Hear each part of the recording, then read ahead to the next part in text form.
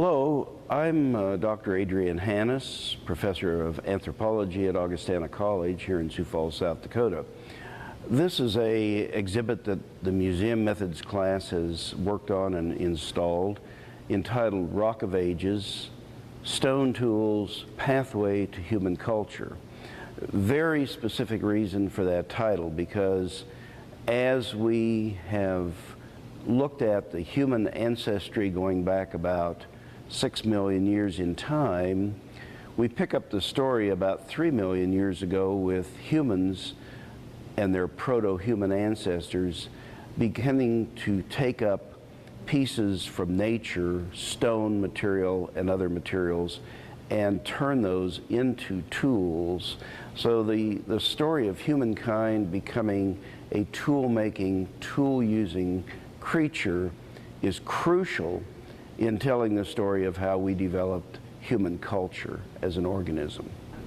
We really live in an extraordinary time in looking at ourselves and beginning to really flesh out, no pun intended, the human ancestry that has led to, through this broad sweep of millions of years of time, the condition that we find ourselves in today. And for instance, this is a very recently produced, within the last several months, chart that shows the fossils that depict the sort of the bush of human evolution, because we're beginning to understand, particularly in the last couple of decades of research that's going on all over the world, how much more complex the human story really is than we even thought maybe 30 years ago. So it used to be that there were some specific fossil representatives that we thought went from A to B to C to D. But in fact, we now know that there were periods in the last several million years as humans were evolving, that there were a number of different species on the landscape competing with each other, and ultimately some of those became dead ends in the story. Others went on to fill in as part of the true human direct lineage. So as we look at this exhibit today on stone tools, the reason for focusing on stone tools was to underscore the fact that when we came as a creature out of a forest type environment, as the climates of the world changed catastrophically and warming began, the huge systems of forestation in different parts of the world, and in this case most importantly in Africa, began to diminish due to the warming and drying conditions. The savannas and grasslands began to replace the forests, and the creatures that we are most interested in, that are back in our human lineage, came out of the trees as tree-dwelling individuals, came down onto the ground, and over a period of million years probably or more, took up an upright stance. In other words, began to walk on their hind legs, which freed their forelimbs. It freed the hands of the creatures. And that, in turn, created a situation where the creatures responded by picking up items in the environment and fashioning them into tools. So we are a tool-making, tool-using creature from at least about 3 million years ago. The two things that are most critical that humans and their distant ancestors took from nature would be stone, which was turned into tools that allowed hunting, which allowed butchering, which allowed processing of plants and so on. The other thing that we bring into the human fold, probably by at least 1 million years ago, is fire.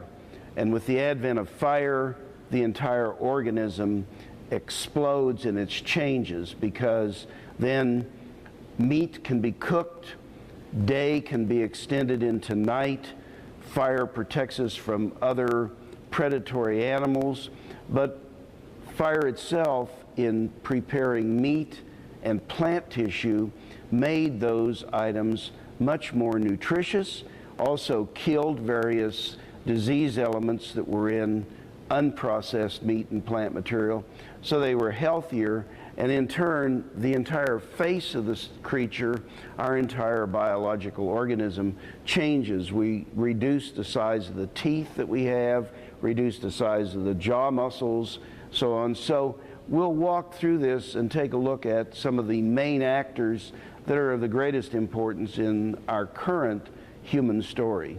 The creature that we're most interested in probably as a tool-making, tool-using creature in the human story is Homo habilis. Homo habilis appears about 2.33 million years ago in Africa.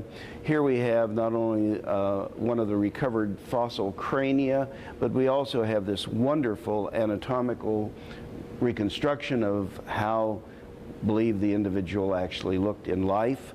And the tools that Homo habilis was creating are the beginning of the toolkits of humankind. They're pebble choppers. This is a photograph of some of the Homo habiline tools, and we actually have casts of several of those tools. They're pebbles in which another pebble was struck against it to remove a few flakes, giving you a sharp edge, and also the flakes that were knocked off were used as cutting tools. And that basically then begins our story in a progressive way of how humans reduced stone and turned it from nature's rock into humans' cultural artifacts. So what we're looking then in an evolutionary way with the tools themselves, the early pebble choppers ultimately, when you come into the next group of tools, you're looking at what are called chopper chopping tools, where a greater number of flakes were being removed from the margin of the tool, which created in cross-section, a tool that was thinner and sharper. And that really constitutes the story of humankind's involvement with stone tools. We begin to thin the tool in cross-section, making a sharp edge, but a very resilient edge. So the chopper chopping tools emerge with Homo erectus. So the next major actor in the human story as we currently understand it would be Homo erectus, appearing again around 2 million years before present.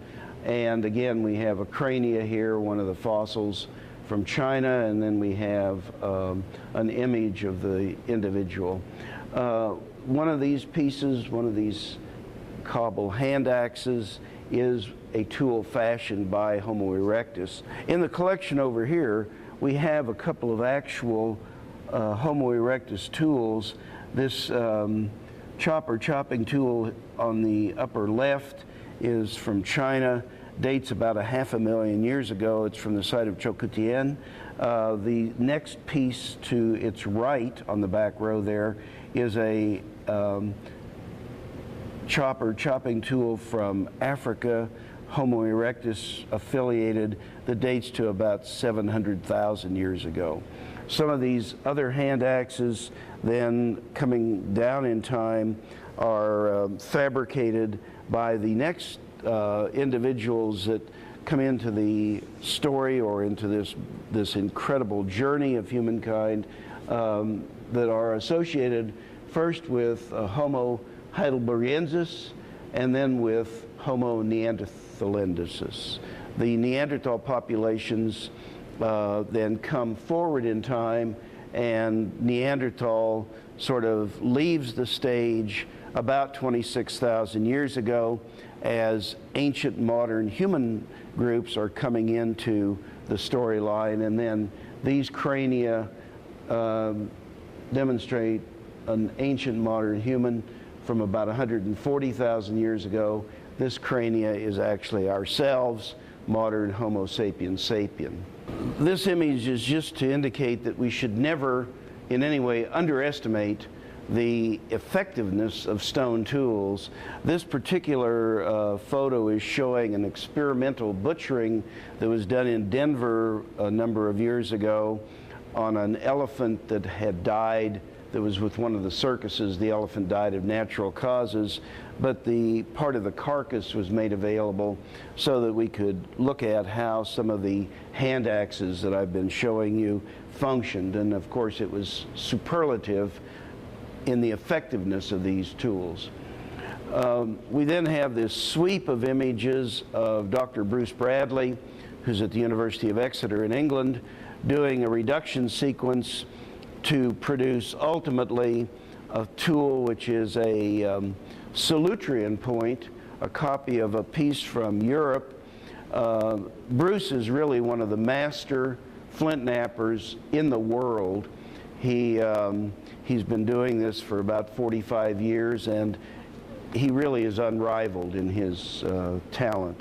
As part of the exhibit, we actually have a couple of films of Dr. Bradley producing Clovis points and also giving an overview on how stone tool flint knapping is actually conducted. In other words, the techniques of the thing as well as the tools that are used. This exhibit is fairly focused on tools of the northern plains of North America. That's largely because of the fact that we are located here in the northern plains, and the tools come from the northern plains we have from the Clovis people forward in time. So we have about 13,000 years of prehistory documented here in the northern plains. One of the artifacts that, in fact, Dr. Bradley produced a replica of is a atlatl with a spear with a foreshaft, and the foreshaft technique is one that was perfected where the atlatl is used as an implement where you overhand throw or propel the spear shaft through the air, but by having these foreshafts that the projectile points were hafted to, permitted the user, when the point actually penetrated an animal, the shaft itself would bounce back, because the shafts, these wooden shafts, were probably the most important thing, much more important to the prehistoric hunters actually than the points, because once they had perfected producing the points, the wood for the shafts was a harder item to recover on the landscapes. So, and also this way you could put another foreshaft in and, you know, throw another spear. So it was a multiply tipped weapon, basically. The entire basis of producing flakes from stone is actually striking the rock and producing a bulb of percussion. And if you think about propelling perpendicularly against, for instance, this glass plate, the force of the blow has this point of impact, and then the rings of force radiate out. So this cone actually gives you the idea of the point of impact and the radiation out. It's like throwing a pebble in a creek and the radiating force rings going out from it.